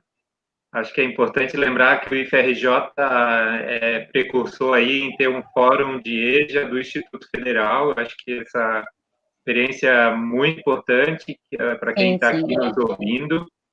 E que experiência muito cara para nós, tá? Imagina. E que a Fernanda é uma das pessoas envolvidas com isso, né? E nós aqui no Rio Grande do Sul, através do Fórum de EJA do Rio Grande do Sul com o Instituto Federal, fizemos uma live justamente para ouvir a experiência do IFRJ nessa perspectiva, não de ter uma coordenação institucional, mas ter um fórum de EJA para o Instituto, algo bem mais horizontalizado e com uma discussão nas bases, né? Algo que a gente precisa aprender bastante dentro da rede, a horizontalização das relações. Então, Ótimo. a Fernanda também Obrigada, pode Adriana. contribuir nisso aí. Adriana, eu vou te pedir para botar, então, agora a Maria de Socorro, a Gleice e a Shirley, e a Fernanda permanece, e a gente continua no bate-papo aqui.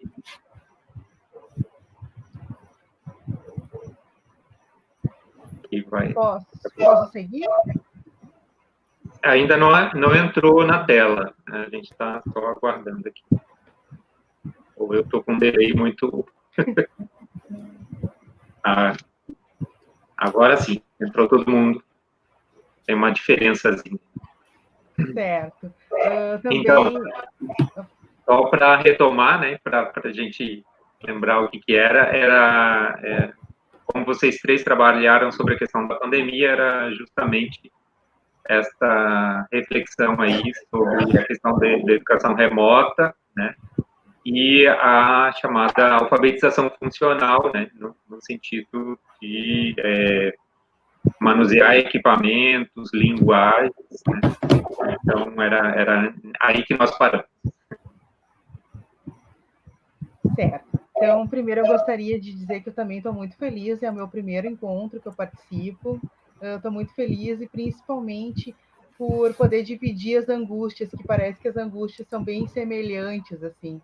Então, é bem interessante ouvir o relato de quem trabalha, né, com a EJA, porque realmente as limitações deles, principalmente em termos de tecnologia, são enormes, e quem não vive esse ambiente não consegue entender o tamanho das dificuldades que eles têm, principalmente em entrar no sistema. Então, realmente a gente precisa ter um cuidado um pouco maior, né, nesse período agora de pandemia, principalmente. Bom, esse primeiro semestre, né, lá no CETISM, foi um semestre que a gente foi se adaptando, assim como, né, aconteceu de forma geral, mas para o próximo semestre, primeiro semestre de 2020, ele termina agora no dia 4 de outubro, e o próximo semestre começa no dia 19 de outubro. Então, para o próximo semestre, a gente está se organizando de uma forma melhor, né? Porque daí a gente já teve aí um período de experiência do que funcionou, o que não funcionou, principalmente para disponibilizar mais disciplinas teóricas, né? Mais disciplinas que a gente pode fazer de forma online, desenvolver de forma online. E essa questão do auxílio, também nós temos lá na universidade o auxílio, só que o nosso auxílio, ele é para quem tem o benefício socioeconômico. Então, ele está sendo ajustado ainda para ver como que a gente está sempre atrás de ações para promover, né, o bem-estar dos nossos alunos, que a gente sabe que estão em vulnerabilidade mesmo. Acho que era mais ou menos isso, assim. E outra questão também que eu acho bem interessante, que é complicado nessa questão de pandemia, é a questão familiar. Que eu até trouxe ali uma das falas das professoras, que ela tem um ambiente próprio para isso, e os nossos alunos, muitos deles não têm, porque muitos deles, eles moram, tipo, numa casa com um cômodo só para todos, e tem os filhos também, que eles têm que dividir, né, o computador, quando eles têm computador, tem que dividir com os filhos. Então, isso é uma questão bem difícil mesmo. Mas a gente segue enfrentando. Muito obrigada.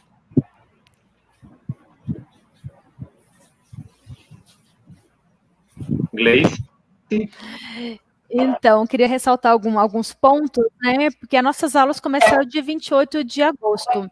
O nosso curso, como o da Socorro, é o curso de cozinha, e tem muita a parte técnica, né? Então, isso para nós é muito complicado. O que nós optamos? Nós optamos por manter a matriz do jeito que está, as aulas da mesma forma, só que o tempo de duração da aula é um pouco menor. Então, dentro da nossa orientação, as aulas têm um tempo, né, de 40 a uma hora, no máximo uma hora, uma aula. Por exemplo, eu dou aula de serviço de bebidas. Então, a minha aula era das 19 horas às 22 horas, 22h15. Eu só posso dar aula das 7, das 19 às 20. Então, a gente diminuiu esse tempo, a gente sabe que esse tempo de internet, né, esse tempo de contato com o virtual é muito cansativo, né? Então, a gente está sentindo isso.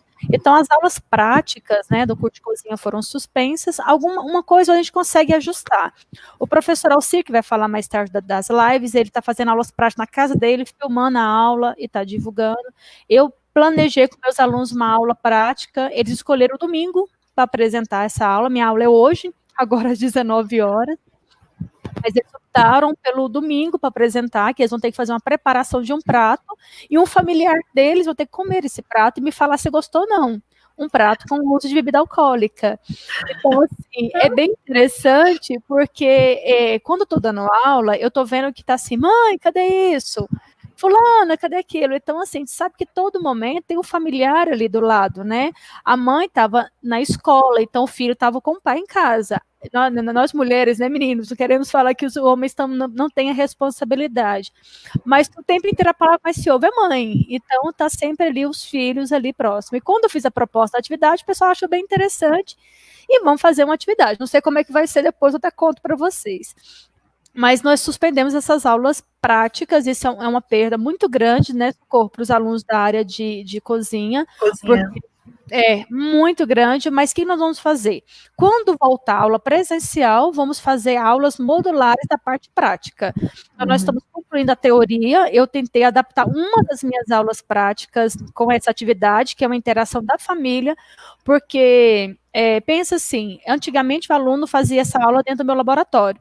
Às vezes a família nem sabe da competência, da prática daquele aluno. E agora eu falei, não, eu tenho que fazer na sua casa. Aí o menino, eu falei, foi muito engraçado, porque na aula, né, aconteceu a situação. A menina falou assim, opa, vai ter brigadeiro.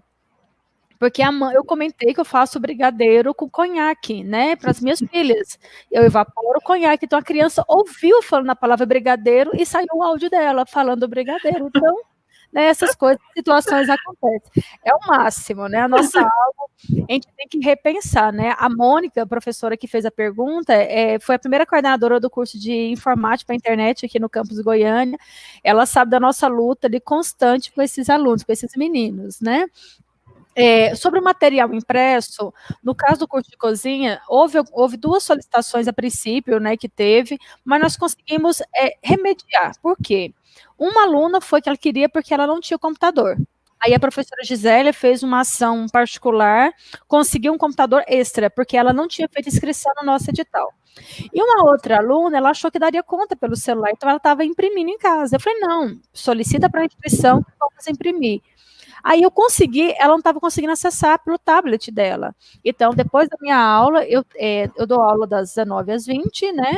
E depois do horário da minha aula, nós temos atendimentos especiais. Então, todo professor tem que ter um tempo a mais, 1 hora no mínimo, para atendimento. Então, normalmente eu fico depois da minha aula, fico normalmente até 10 horas da noite conversando com eles. Aí fala da vida, eles mostram o jardim da casa deles, o marido entra na live falando, conversando na minha aula. Então é bem interessante, adoro, assim, é uma paixão que só quem dá aula para a EJA entende, né, essa paixão que nós temos pela EJA. Assim, do que foi falado, para vocês terem uma ideia, nós fizemos um vídeo ensinando a ligar o computador. Nessa entrega dos computadores, nós fizemos um vídeo, né? O nosso técnico de audiovisual, juntamente com a coordenação de eventos, fez um vídeo. Aí as pessoas acham que todo mundo sabe ligar um computador. Não sabe, porque até as pessoas que trabalham com computador, teve alguém que ligou o computador para ele. Então, às vezes, você chega, só aperta o botãozinho e pronto. Então, assim, muito tempo nossos professores, não só eu, todo o grupo de professores, a Mônica, que é professora de informática, sabe disso, nós ensinávamos os alunos a ligar o computador. Eles ligavam para nós, professora, o computador está com defeito. Aí nós vimos passo a passo ensinar a ligar o computador. Depois, eles falavam que cada hora tinha um defeito, que, na verdade, é só a dificuldade. Então, assim, é emocionante de vocês ouvirem, né? A gente vai ter momentos para isso mais, mas os alunos falam, igual a Janaína não conseguiu vir, a felicidade pela primeira vez ter um computador. Eu tenho aluno que assiste a aula da cama, porque na casa não tem mesa, para ele colocar o computador que ele tem. Tem aluno que diz não pegou o computador porque realmente não tem a mesa, né? E não é só aluno da EJA, a gente acha que a dificuldade é só nossa, é de todos os níveis. Lógico que a gente como eu estou próximo de todos os cursos, por estar na coordenação de eventos, sim, senti isso, mas a EJA é uma grande maioria, e a gente sensibiliza mais porque é o trabalhador, né? É uma pessoa que nós temos ali de frente. Então, esses são os pontos que eu anotei aqui, depois vai se chamar outra questão, continua. Então, chegou uma pergunta, vou deixar para a Fernanda, e depois vocês também entram, né? E a Fernanda pode falar um pouquinho sobre essa questão, né, desse desafio, e já emendar na pergunta que gostaria de saber se tiveram alguma dificuldade teórica em relacionar Freire e Saviano. Se o fizeram alguma vez.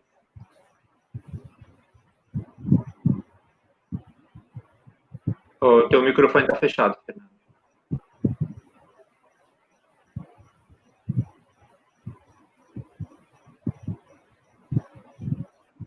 Então, a pergunta anterior, Guilherme, em relação à questão justamente a questão da tecnologia, né? Como pensar a EJPT e assim, muitas vezes pelas áreas de formação profissional dos cursos aqui, né? Como dar conta disso e a questão da alfabetização tecnológica, funcional nesse sentido. A gente tem tido alguns cuidados, assim, nossa experiência, apesar de nós ofertarmos o curso de manutenção e suporte informática, a gente tem, logicamente, um público que chega, né, nos primeiro e segundo períodos, que é um público tanto de jovens quanto também de senhoras, né, e senhores acima dos 40, que desconhecem, né, que não sabem usar, não tocam no mouse ainda direito, né. Então, o que é um desafio muito grande de fazer justamente esse trabalho de conhecimento, né, do simples, do bem simples, como, por exemplo, ligar um computador, como a Gleice falou.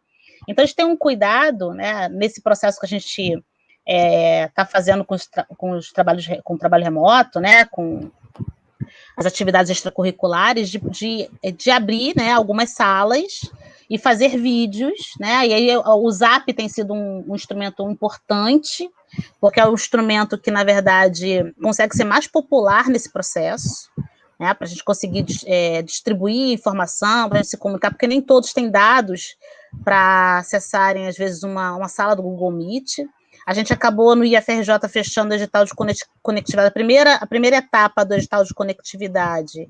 Essa semana, né, saiu o edital, o resultado do edital, acho que tem 2 ou 3 dias, e a partir daí a gente vai começar a ter um público maior, inclusive do nosso curso, né, que a gente conseguiu garantir a inscrição de boa parte dos nossos alunos, né, no processo de acesso, e é o nosso público que precisa muito. Então, a gente tem feito, né, a Emanuele, que é professora e coordenadora do curso de manutenção e suporte, ela tem feito uma série de encontros, né, com aqueles que já têm acesso, ou que têm acesso reduzido, mas que conseguem eventualmente entrar nos encontros que nós fazemos semanalmente, e também produzido vídeos, né, com tutoriais para ensinar coisas bem simples, né. A ideia é que a gente consiga fazer aulas pelo Google Classroom, então também educando para que eles consigam entender como é que é o funcionamento da sala. Então, são vários e vários encontros sendo feitos, na expectativa de quando todos estiverem com o tablet e o pacote de dados, que eles já tenham um conhecimento, né, e que já tenham, inclusive, a produção de tutoriais prontos, para que eles possam saber como acessar, para que a gente garanta, né, que não seja apenas, né, porque eles podem ter um instrumento nas mãos, mas não saberem como usar, né, e é justamente para o público que nós estamos atentos e preocupados, que saibam manusear esses dispositivos, né. Então, a gente tem atuado nesse sentido. Curioso que a próxima pergunta, né, eu nunca operei com Freire e Saviani juntos.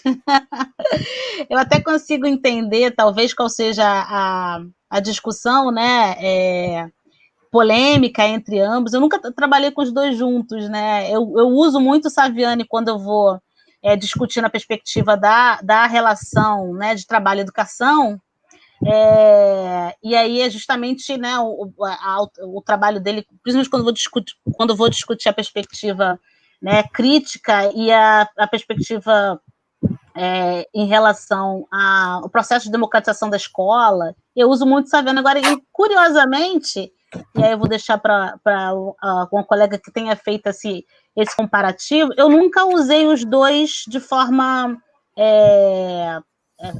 porque tem muitos distanciamentos, né, e tem, logicamente, convergências, mas eu nunca usei os dois de forma...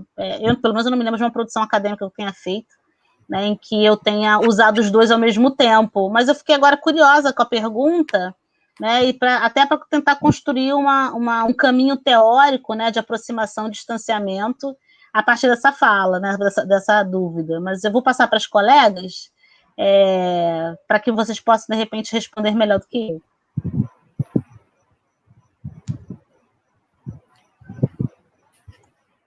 Quer falar, Gleice?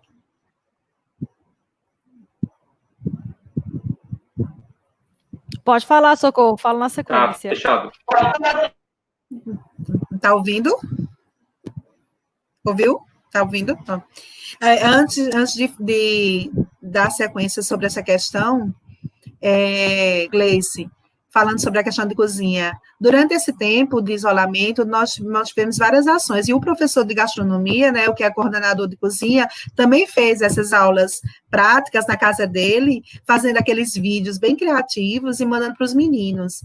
Mas aí, durante esse tempo até agora, foi exatamente de maneira, assim, pontual, né? Assim, a cada semana tinha uma atividade com eles, principalmente no grupo pelo WhatsApp, e os meninos estavam se formando. Então, eles sempre tiveram esse contato. Mas agora, com essa volta formal já no calendário, é que a coisa está mais... buscando mais uma sistematicidade exatamente para aquilo que Fernanda acabou de falar, para que todo mundo tenha realmente o acesso, né? E aí, o desafio é grande. Sobre essa questão, assim, eu sempre acolho autores importantes nesse processo de formação. E aí, orientando agora no ProfEPT, no mestrado em Educação Profissional, esse livro, por exemplo, é um clássico, né, do Saviano, História das Ideias Pedagógicas no Brasil. E eu gosto muito da sistematização e das memórias, da forma como ele vai construindo e vai trazendo para a gente essas memórias. Quando ele traz essa questão histórica, quando ele traz para a gente todos os desafios e aquilo que corresponde a cada tempo, eu não consigo ver, particularmente, uma separação tão grande a ponto de não trazer os dois para uma discussão acadêmica. Eu não consigo. Porque quando Paulo Freire traz para a gente a prática efetiva e traz a educação de jovens e adultos com esse olhar que ele tem, ele também traz a questão da história e também das práticas e também dos tempos da educação. Eu não consigo ver uma separação tão gritante nesse sentido. Eu consigo respeitar esse olhar sistematizado sobre cada contexto, sobre cada momento histórico. E eu consigo ver a possibilidade, sim, de trabalhar esses dois autores que são extremamente importantes quando a gente está falando de educação de jovens e adultos.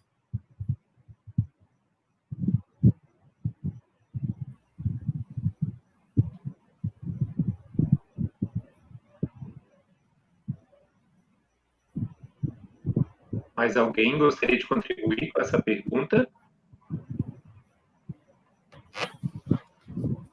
Nós estamos nos encaminhando para o final da nossa atividade. Algumas salas já terminaram. Nós temos um pequeno intervalo aí. Eu ouvindo e apresentando relatos de experiência que justamente a partir... Melhorou? Está cortando? Juan, está cortando? Ok. Então, a partir de relatos de experiência, justamente no domingo, às 16h45, é o lançamento da coletânea nacional Histórias que Merecem Ser Contadas, Educadores e Educadoras, né? Diferente da primeira coletânea, que foi lançada no encontro de 2018 em Goiânia, que foi escrita por estudantes, essa aqui é escrita por profissionais que estão trabalhando na EGPT. Tá? Então, vai ser domingo, 16h45, esse lançamento. Está muito bonito, com 65 histórias de todo o país, né? E prefácio da professora Jaqueline Moll, e uma pequena apresentação também da idealizadora do projeto, a professora Suzana Trevisan. Eu vou dar a palavra final para vocês, então podemos começar aqui na minha ordem inversa da tela. Tem a Shirley, a Fernanda, a Grace e a Socorro, e agradeço muito a participação de vocês 4 e também o público que estava aqui presente, além, é claro, do trabalho fundamental do Adriano como nosso apoio técnico, e os intérpretes Juan, Silvia e Anderson. O Anderson desapareceu porque uma outra sala ficou sem intérpretes. Então, nós tivemos aqui nos bastidores, entre mediadores, migrar alguém com consentimento da pessoa, né, para uma outra sala. Aqui, ele disse que está aqui. Então, muito obrigado a vocês que estão aqui, e dou a palavra aí para a Chile. O Anderson está aqui, o Anderson não foi, está aqui. Muito obrigado, Anderson. Mais uma vez. Eu gostaria, então, de agradecer mais uma vez a oportunidade de estar aqui, de participar desse evento bem interessante, com experiências enriquecedoras, e principalmente porque eu acredito que seja através desses eventos que a gente consegue trazer à tona essa política, né, tão silenciada e tão importante, né, porque a gente precisa muito falar sobre isso, a gente precisa muito trazer à tona, porque a gente vê que atualmente ela está sendo esquecida, ela está sendo deixada para trás. Então, é muito importante a gente criar essas reflexões, a gente conseguir lutar para que ela não se acabe. Obrigada.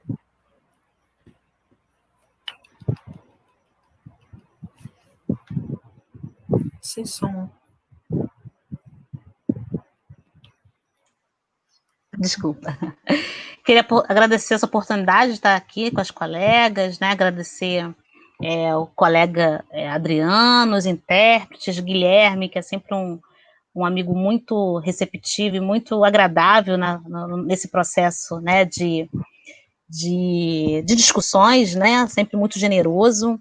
Agradecer muito, né, a todas as colegas que estão aqui, Socorro, Gleice, Shirley, é um prazer de conhecê-las, né, saber que estamos todos na mesma trincheira de lutas, né, juntos, né, na construção de uma força conjunta.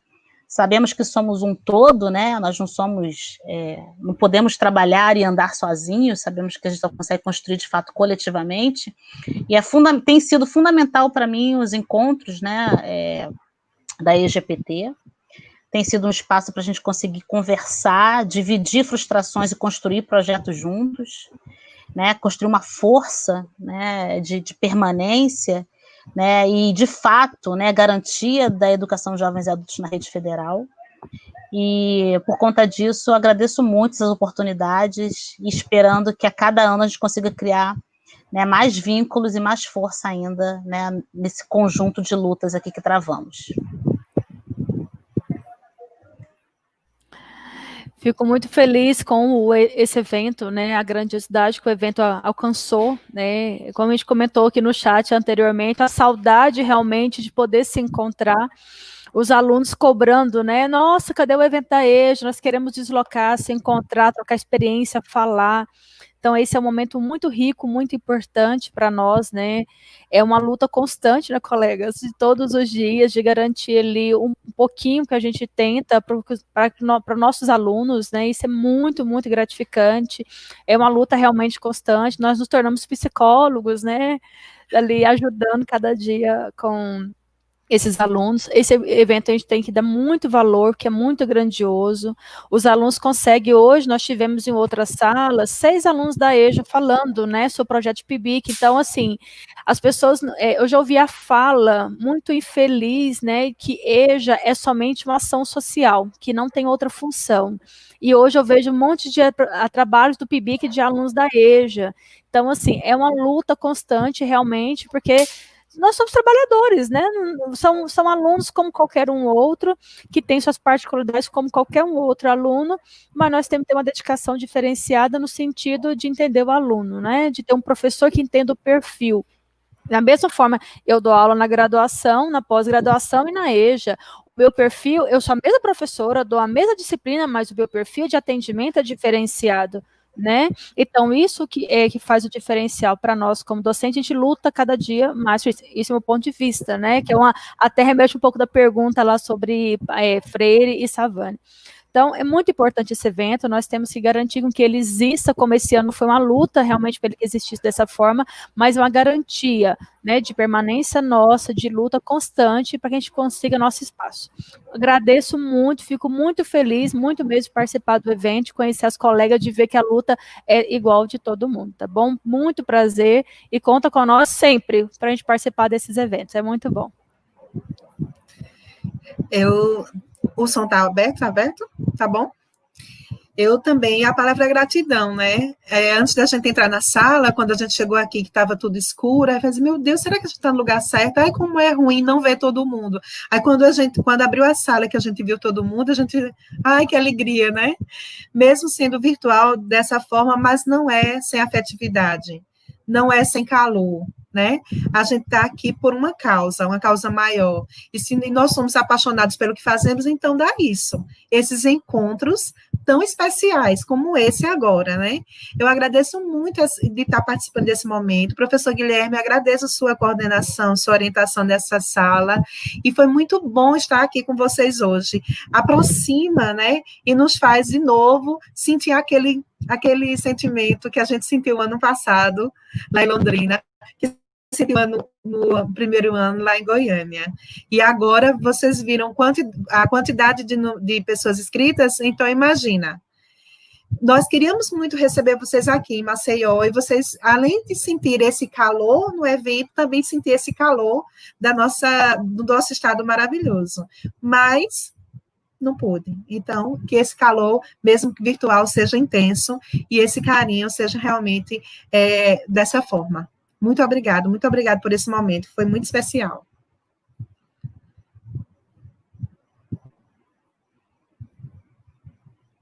E a Silvia, que cabe aqui.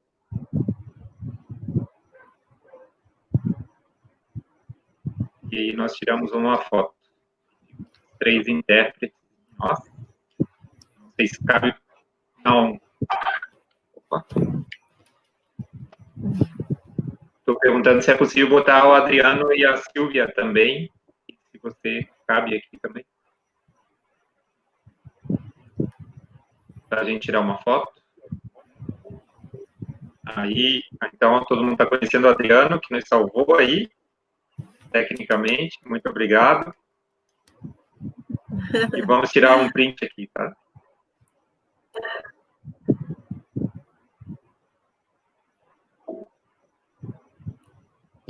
Aí, muito obrigado.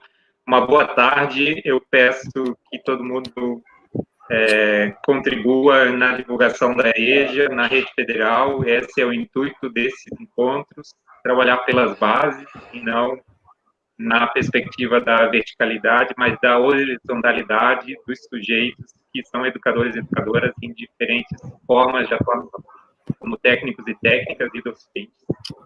Uma boa tarde e às 19 horas, novas atividades, tá? Muito obrigado e qualquer coisa pode nos procurar e E como organização,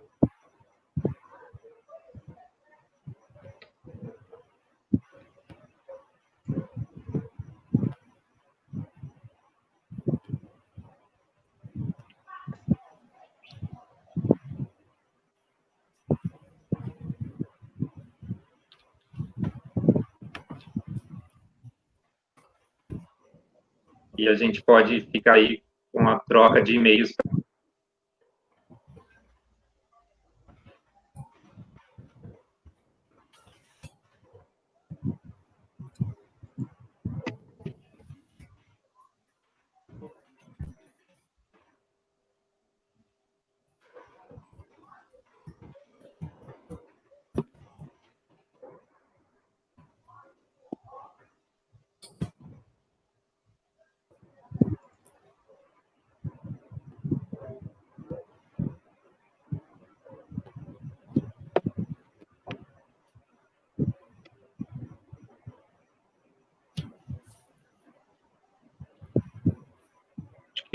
É isso?